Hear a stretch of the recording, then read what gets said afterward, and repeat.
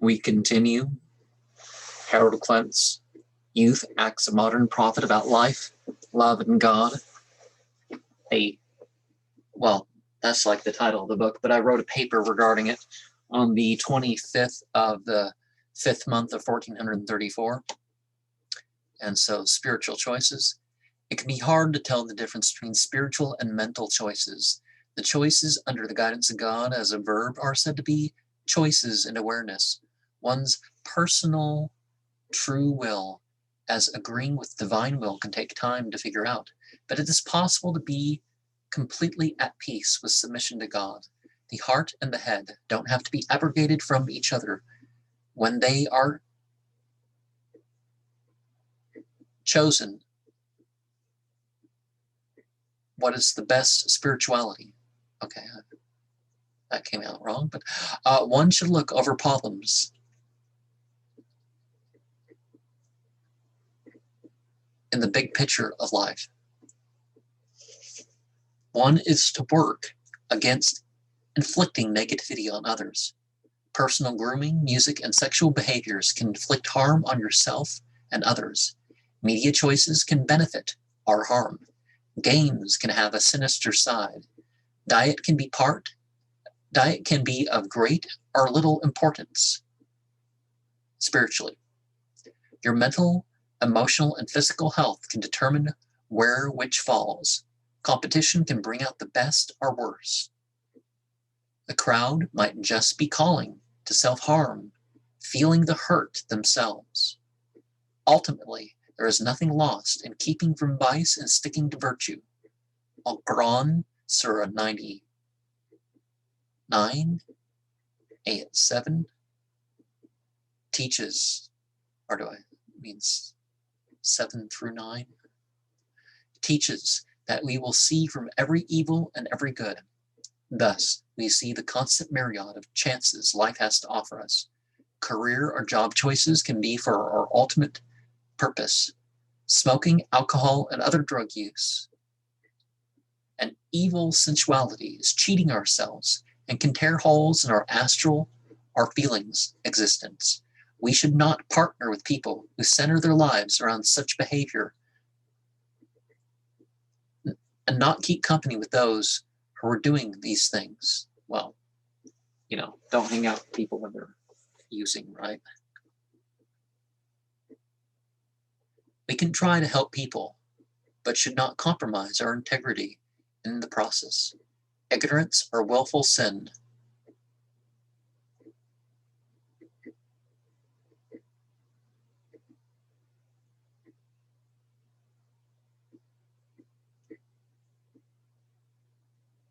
is a sort of suicide. The consequences are tragic dismissal of divine blessings. It only makes the hereafter much harder on the person. Eating disorders and recreational drug use can be a slow suicide in every way. Are illnesses really bad karma from this life or even others? Should we credit God with healing or the current head of Eckankar? Is the Eckankar teaching about children deserving the bad things in their life true?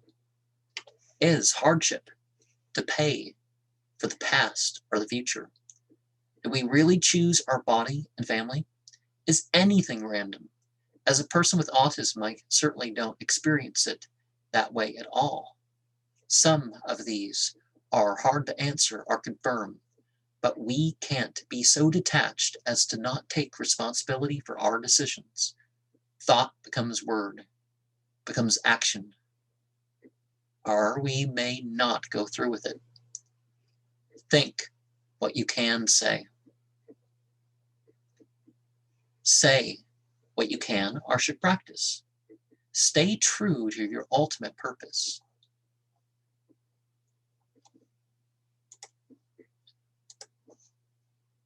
And so, I don't remember which order they were in at the time. I think Tiger's Fang, Paul Twitchell wrote for Radhaswamy, but that kind of didn't pan out, so he edited it and released it when he founded Eckankar in 1965. Stranger by the River and Talons of Time is Paul Twitchell's book trilogy here. I'm not sure how many chapters, but one of the most important books in Eckankar. They actually use the whole book as a spiritual exercise if you're going to be involved in the group long enough.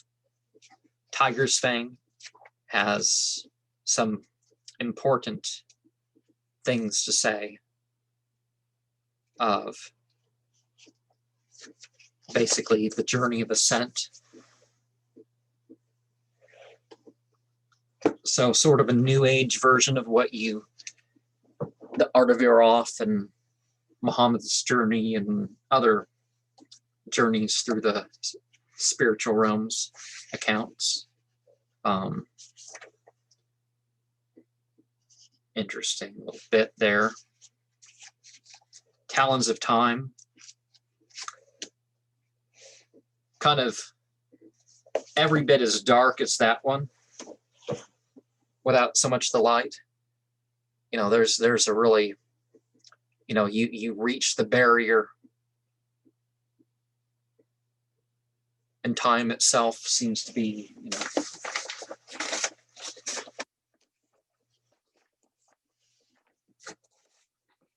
the spiritual guide along your path. I got this, I'm not sure when I got this. I think I got this after I started writing something called the on Stranger in the Creek. But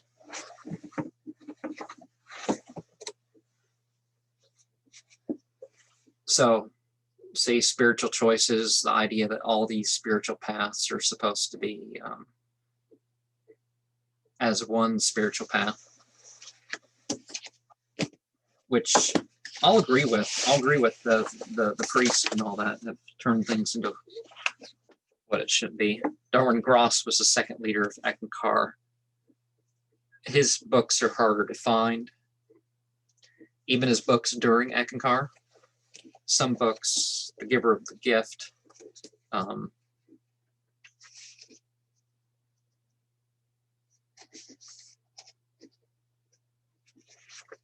it's almost indistinguishable from what it would be if he wasn't Eckankar. But he was a musician. It was kind of interesting and unique what he brought to the table when it came time to do the Eckankar thing. And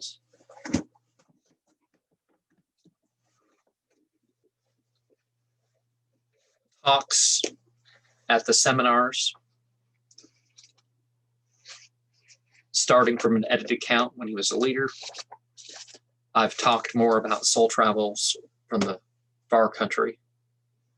Some interesting tales, whether you believe in these people or not, it's still of merit, I would think.